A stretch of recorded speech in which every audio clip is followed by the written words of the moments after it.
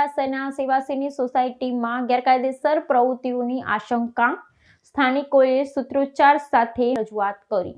ન્યાય આપો, ન્યાય આપો, બંધ કરો, બંધ કરો, બંધ કરો, બંધ કરો। વડોદરા શહેરના વોર્ડ નંબર 9માં આવેલા સેવાસી વિસ્તારની સમન્વય સ્પ્લેન્ડિડ સોસાયટીમાં કથિત ગેરકાયદેસર પ્રવૃત્તિઓ ચાલી રહી હોવાની આશંકા સાથે સ્થાનિક રહેવાસીઓએ વિરોધ વ્યક્ત કર્યો છે। સોસાયટીના રહીશોએ આ પ્રવૃત્તિઓ તાત્કાલિક બંધ કરાવવાની માંગ સાથે પોસ્ટરો અને સૂત્રોચ્ચાર કરી મ્યુનિસિપલ કમિશનરની કચેરી ખાતે આવેદનપત્ર આપ્યું હતું। વડોદરા મહાનગરપાલિકાએ વર્ષ 2017માં સમાવિષ્ટ થયેલા સેવાસી વિસ્તારમાં આવેલી આ સોસાયટીના નિવાસીઓની સુરક્ષા વ્યવસ્થાને લઈ ગંભીર ચિંતા પ્રવર્તી રહી છે।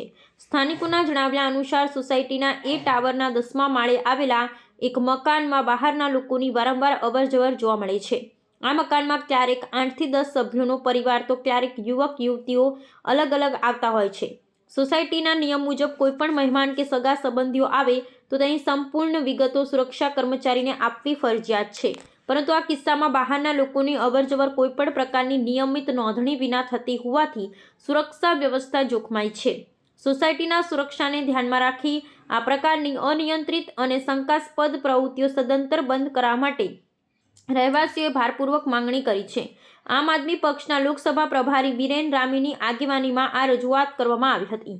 સ્થાનિકોએ મહાનગરપાલિકાના વહીવટીતંત્રને આ સમગ્ર મામલાની ઊંડાણપૂર્વક તપાસ કરીને સોસાયટીના રહેવાસીઓને ભયમુક્ત વાતાવરણ પૂરું પાડવા માટે યોગ્ય પગલાં લેવા વિનંતી કરી છે।